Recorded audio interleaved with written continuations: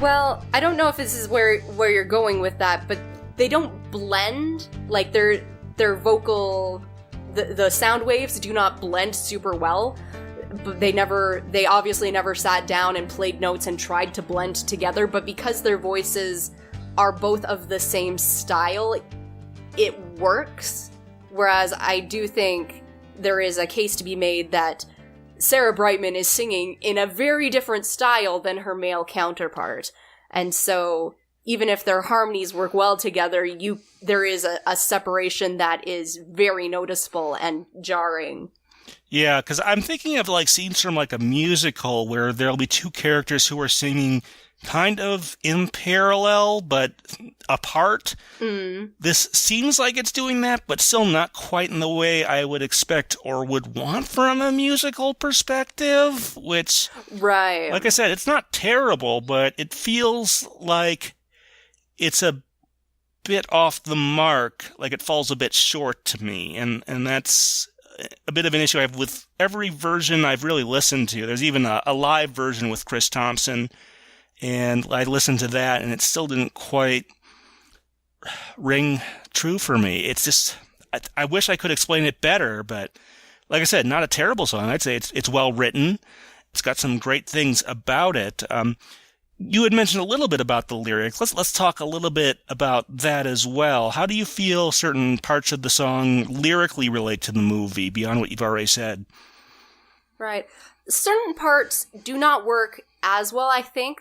There is talk about losing the love I found, and kind of a relationship that has to end, and love does not often play a huge role in Pokemon movies, although this movie does have a very cute couple that I totally ship, but they make it together at the end of the movie, not leave. So little things like that are where it was obviously not written specifically for the movie could take a person out, but there are also so many things about, like, leave and let me go, don't look back, I'm going where the lost ones go, and like crying without a sound, where have you gone? Like, just that living in the shadow, which is kind of a theme of this movie, is Darkrai existing in the shadow and feeling that it has to leave, and the theme of misunderstanding through as well. In the bridge of the song, there's a section, nothing ever looks the same in the light. And that stanza kind of just seems to be calling out a lot of the same thoughts that this movie develops about things are not always as you seem, and by not having an open mind to that, you can lose some things that are very precious. But even though a separation has occurred, even though some things are lost, there is something was forged in this song and in the movie that will remain. They're leaving, but there's still a connection. I will be with you. So, yeah, thematically, there are a lot of things that tie back to this movie. Specifically in the lyrics, there are also a lot of things that don't. Yeah, maybe that's what's also kind of throwing me off. It doesn't have to be totally locked on or anything like that, but I do kind of feel like maybe there aren't enough lines that I can personally draw. Maybe I'm not on the right wavelength for this. I feel like I should maybe enjoy this more than I do, but maybe it's my taste in music, maybe it's something like that. One other thing I want to ask, who are the lost ones of the title, do you think, in relationship to the movie? I mean, are we talking about Palkia and Dialga? Are we talking about all those unknown we see in, like, the opening sequence, or...? Yeah, I don't know specifically to the reverse world, or just the lost ones, again, just that sense of being exiled and having to live in the shadows, a la Mewtwo and Darkrai and Mew and all of them. Huh. That... I feel like I have to think about that for a good month and come back to you. Yeah, that is a bit esoteric there, I suppose. I think you could have a couple different interpretations. Maybe we'll throw this out to the listeners and ask them where they think the lost ones go and who those lost ones are. Great listener question, Anne. Thanks. Okay, well, I think we've covered quite a bit of ground there. Let's head back to the English side. So I'll always remember you. I do have a fair bit of things to say in here. Stylistically, I like the way that this song starts out very minimal and sort of builds, not unlike, Where the Lost Ones Go. Mm-hmm. It sort of opens up as time goes on. So I wanted to mention another one of Kirsten Price's songs. We've talked about it before. One reason I may prefer, and sorry to show my hand so much before we get to the third part, this song is that if you look at her stuff, she's got a song called Possibilities. And the original version of that song was being written by Michael Hutchence, the original lead singer of INXS. Sorry, we're mentioning them again this time. But he was working on that when he passed away, and she more or less finished it and released it. And going back to that band, this song gives me a little bit of a feeling of the INXS song Never Tear Us Apart. Huh. And some of that may be the closing sequence, which shows shots of the town. If you look at the music video for Never Tear Us Apart, I believe it was shot in Prague, Czechoslovakia, back when that was still one country. Maybe that's drawing some parallels, but between that song she did, she seems to me a lot like a female Michael Hutchence in terms of her voice. I do not know if she tried out for Rockstar INXS. I didn't ask her that. She would have gotten farther than I would. But I sense a certain thing there, and maybe that's why I gravitate towards this song more. But, it's definitely got sort of a bit of a rock vibe, especially as it goes on. There's more guitar, more electric guitar type stuff going on in there. Was that sort of the vibe you got as far as like the instrumentation? Yeah, and yeah, I agree. There's things about it that just, I love that it's kind of starts out very ballady, very power ballady, and it kind of builds an intensity. Like, it's different, but it does seem to be channeling the same mood as the track it's replacing, and I appreciate that. And gosh, this is a beautiful song. I love how it opens, just slow and beautiful, and she has a gorgeous voice. Like, yeah, when the movie ends, I've not seen it all in English, but I have seen kind of the ending credits, and like when the credits start and and her voice comes in, like, it also evokes all those feelings that you want to be having at the end of this rather serious Pokemon movie. It does not end on a high. It has that. I mean, Darkrai does sort of come back at the end, obviously, so it's a bit resolved there, but... True. I guess I meant it doesn't end on like a real happy, like, woohoo kind of feeling. It's a very bittersweet and almost heavy moment. Like, they have not yet finished wiping their tears. Yeah, and going back to where I said it kind of opens as it goes along, I really wish they could have, like, done some sort of music video treatment for this song and put that out there, because I think using those kinds of mechanics and maybe some clever transitions and maybe changes in appearance or lighting or whatever as the song moves along and becomes more and more, maybe flamboyant isn't probably the right word, but more open, I guess, is the best word I can come up with at this time.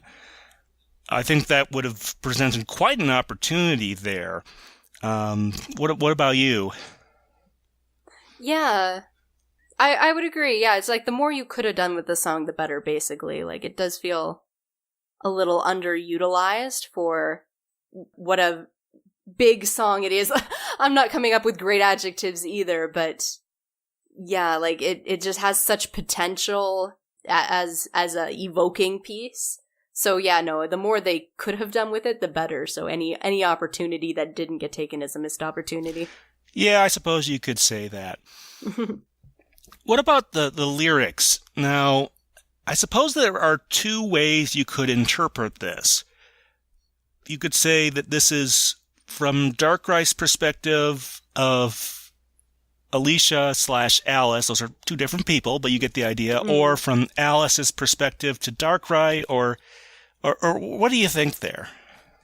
I seem to flop back and forth because I think at the end I would come down that it's more from Alice's and the human perspective, because there's so many references of, like, you will always be my hero, braver than us all, your sacrifice, etc. Everywhere I walk, I see your shadow. Yeah. Yeah, there's some things like that, but I do think you're right that there is a case to be made that it's from Darkrai's perspective, because one of the things you find out during the movie is it kind of viewed Alice/Alicia in a similar way. And every song I sing, I hear your melody, things like that. So, do you think this could have been done as a duet? Yeah, actually, that's a wonderful idea. I would love to hear this as a duet. Somebody get on that and cover that. Yeah, no, that's a wonderful idea. Maybe have Kirsten kind of dressed up like Alice, and then maybe have the other person still be a person. Don't put someone in a Darkrai suit, but maybe give their outfit some pieces to Black with red and white accents or something. You could do something really neat there, I bet. Missed opportunity totally. Spike their hair a little.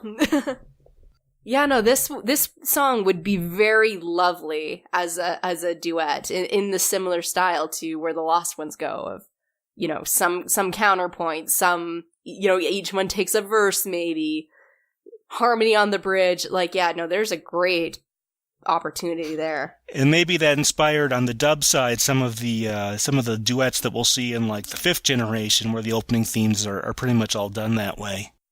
Oh yeah, possibly. Any other thoughts on this? I really like it. Even as a single person, I think it does very well in my mind. Anything else that struck you about it? It's a very beautiful song, and I mentioned that I've not yet seen the movie in English, and because of that, like, I was not familiar until far long after it had actually released on the English side.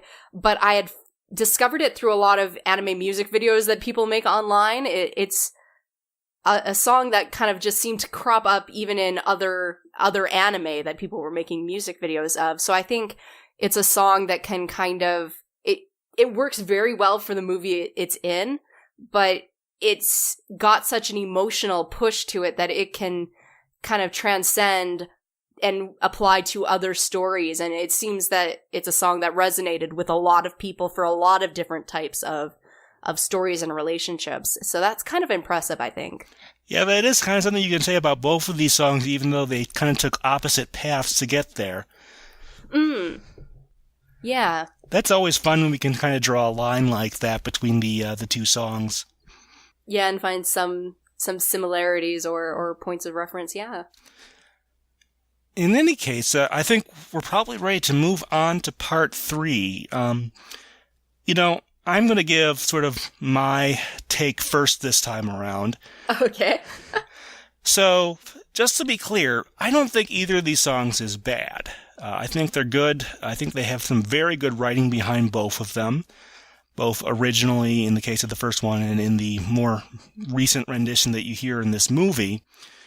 And despite that, because I must be on the wrong wavelength, or female Michael Hutchence is too good for me to turn down.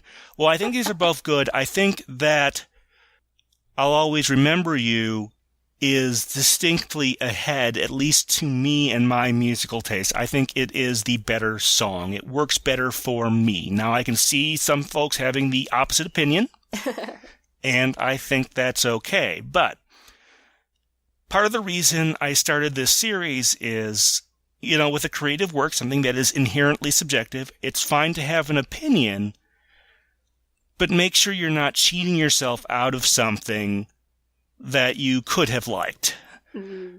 You know, I've seen some very negative reactions to I'll Always Remember You. Why didn't they use, you know, the song? It was in English, you know. I'm sure they could have just cut a check, although, It would have cost a fair bit. Probably been a large check. Yeah, I mean, they could have done it, but like I said, just make sure you're not cheating yourself with a creative product, some alternate version of it, that you're not just disliking it out of closed-mindedness. If you still end up preferring one or the other, that's fine. But just try to keep it in check. And that's sort of part of the moral, I guess, of this one, or at least part of my reason for starting this series. With that out of the way, Anne, what do you think here? Well, I do think we both came in predisposed to like a particular song, and not much was going to sway it. Although, to speak to your point, yeah, like when you allow yourself to accept the fact that there are different versions out there, and even if you don't like them as much, they might still be worth listening to. You can discover wonderful things. Because for me, I Will Be With You, Where the Lost Ones Go is my choice, but the opportunity to discover I'll Always Remember You has been wonderful. Like, and to associate it finally with the movie that it's attached to, instead of, just appreciating it as a song. It's a lovely song. It's wonderful for the movie, and I'm really actually grateful that we do this series and we get to talk about it a bit in depth and kind of more deeply analyze why it does work for movie 10 and why you do appreciate it so much. That said, I Will Be With You, Where the Lost Ones Go. Like I said, it's not as lyrically tied to the movie as I'll Always Remember You, which is usually my go-to, but there is something about what's happening musically that, after having all these years to kind of think about it way too hard, it feels like it ties in more with the themes of the movie and the way I feel when I watch it. And there are a lot of lyrical parallels as well. And also, we're still in that era of time where I was buying these DVDs and experiencing the movies in Japanese in Japan, so I also have that emotional attachment to it. So that emotional language and those touchstones are all hit by this song rather than I'll Always Remember You. So yeah, for me, I'm gonna go with I Will Be With You, Where the Lost Ones Go. So we've split cleanly down the middle.